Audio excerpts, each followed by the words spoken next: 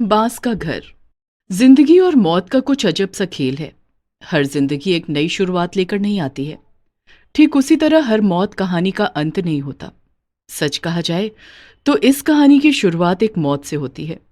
ये मौत है तीन मासूम लड़कियों, दुर्गा, लक्ष्मी और सरस्वती के पिता की।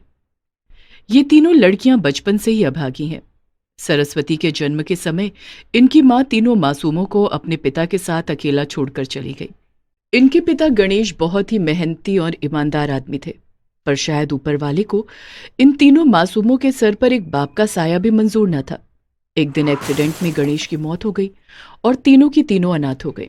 इस समय सबसे बड़ी बहन दुर्गा की उम्र लगभग 16 साल थी और बाकी दोनों बहनें 8 और 10 साल की थीं।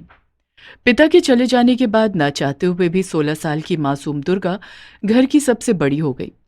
आपने देखा होगा कि मौत के बाद गिद्ध मांस खाने आ जाते हैं।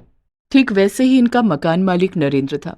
उसकी हमेशा से तिरछी नजर दुर्गा पर थी, पर गणेश की सुरक्षा में दुर्गा सुरक्षित थी।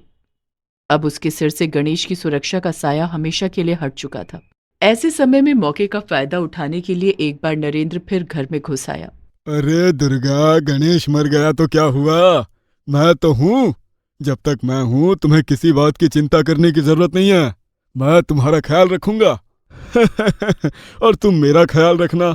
समझ रही हो ना मैं क्या कह रहा हूँ? हाँ हाँ, अच्छी तरह समझ रही हूँ। तेरी टुच्ची नजर से पूरा गांव वाकिफ है। तेरी वजह से लड़कियों ने रात को घर से निकलना बंद कर दिया है।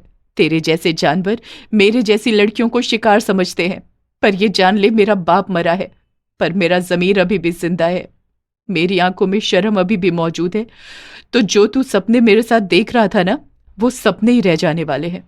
इतने में विनोद आता है और विनोद मार मार कर नरेंद्र को घर से बाहर कर देता है। मैंने कहा था ना, ये नीच अपनी हरकतों से बाज नहीं आएगा। चलो मेरी झोपड़पट्टी पर चलो। थोड़ी सी झोपड़पट्टी है, पर उसमें केवल मेरी माँ और मैं रहते हैं। थोड़ी मुश्किल होगी, पर तुम तीनों के लिए जगह बना लूंगा। दुर्गा अपना घर छोड़कर सरस्वती और लक्ष्मी को लेकर विनोद के घर चली जाती है। दुर्गा एक जमीर वाली महिला है। वो किसी पर निर्भर नहीं रहना चाहती। वो रात भर सोचते सोचते बिता देती है। उसे पता है कि अब इस घर में माँ की जगह भी वही है और बाप की जगह भी।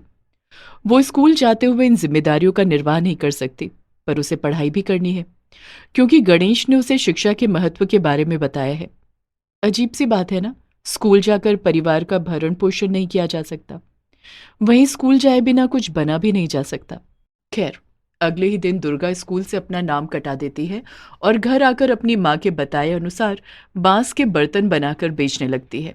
जहां तक पढ़ाई की बात है, विनोद रोज ईमानदारी से स्कूल जाता है और लौटकर जो कुछ भी पढ़ा है रात को दुर्गा को पढ़ाता है। विनोद उन लड़कों में से एक था जो किसी भी आदमी को मुश्किलों में देखकर अपने आप से ये सवाल पूछते कि मैं इसकी मदद कैसे कर सकता हूँ। उस बेचारे के दिमाग में ये कभी नहीं आता कि मैं इसका फायदा कैसे उठा सकता हूँ। पर शायद दुर्गा की बदकिस्मती विनोद की जिंदगी में भी बहुत जल्दी आने वाली थी।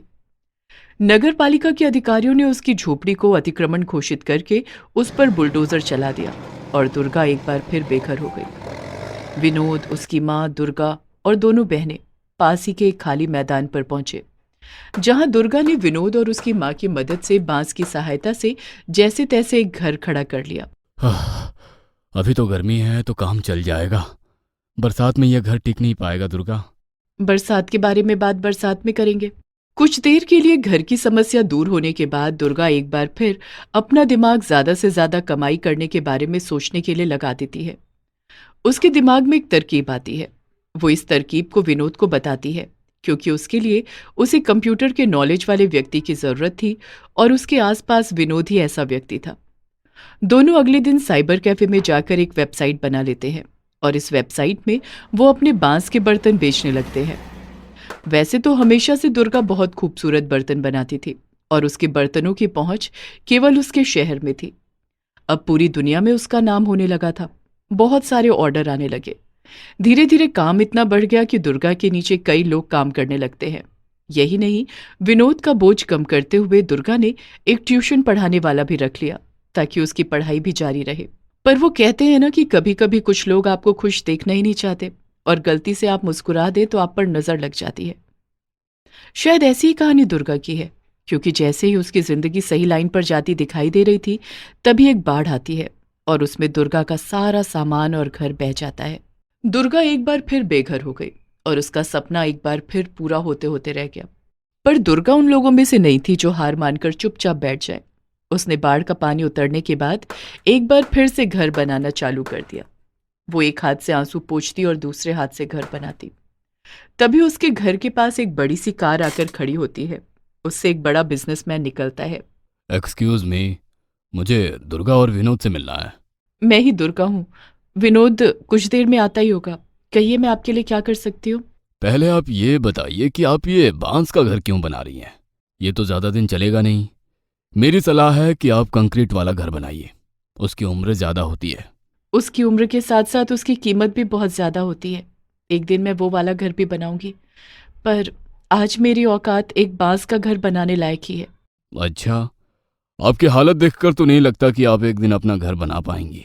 हालात की एक बुरी बात है साहब। हालात आपको ऊपर वाला देता है, और ऊपर वाले ने जो भी दिया हम जैसे गरीब लोग खुशी खुशी ले लेते हैं। अच्छा, हाँ जी, अच्छा, पर हालात की एक अच्छी बात भी है। और वो क्या? अच्छी बात है साहब कि हालात बदले भी जा सकते हैं।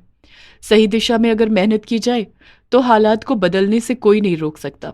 और आप देखिएगा, मैं हालात बदल कर रहूंगी। बहुत अच्छा बिटिया, बहुत अच्छा। मुझे पता है कि तुम एक दिन हालात ज़रूर बदलोगी, और मैं इसी काम के लिए तुम्हारी मदद करने आया हूँ।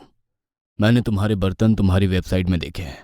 मैं Amazon.com को रिप्रेजेंट करता हूँ। हम चाहते हैं कि तुम्हारी बर्तन हमारी वेबसाइट से पूरी दुनिया के हर घर में पहुँचे। हमें पूरा अंदाज़ा है कि इन सब के लिए तुम्हें कुछ पैसों की ज़रूरत होगी, इसलिए ये रहा 5 लाख रुपए का चेक। आपका पहला ऑर्डर 20 लाख रुपए का है, बाकी के 15 डिलीवरी के बाद। अभी मैं चलता हूँ, कल आपको इतना मैं बड़ा कॉन्ट्रैक्ट भेज कॉन्ट्रैक्ट दूंगा। मिलने के बाद दुर्गा और विनोद की जिंदगी बदल जाती है। दोनों मेहनत से न सिर्फ एक कॉन्ट्रैक्ट पूरा करते हैं, बल्कि उनके अच्छे काम की वजह से उन्हें कई और कॉन्ट्रैक्ट मिलते हैं। और देखते ही देखते दोनों अपना एक घर बना लेते हैं और घर के पास में ही अपनी एक फैक्ट्री बना लेते हैं।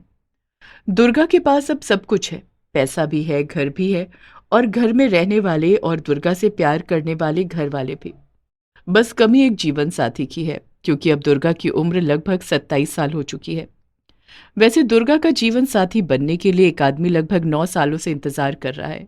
अरे भाई, हम नरेंद्र जैसे तुच्छ आदमी की बात नहीं कर रहे हैं, हम विनोद की बात कर रहे हैं। एक दिन विनोद दुर्गा को प्रपोज करता है और दुर्गा इसे स्वीकार कर लेती है। हमने कहा था ना ही जिंदगी से कहानी शुरू होती है और ना ही मौत के साथ खत्म होती है। दुर्गा की कहानी जो एक बांस के घर से शुरू हुई थी, आज एक महल में जाकर खत्म हो गई है। आपकी भी ऐसी कोई कहानी हो तो कमेंट सेक्शन में ज़रूर बताइएगा। मिलते हैं ऐसी एक कहानी के साथ। तब तक अपना ख्याल रखें और जाने से पहले सब्सक्राइब करके बेल आइकन पर क्लिक ज़रूर कर दीजिए।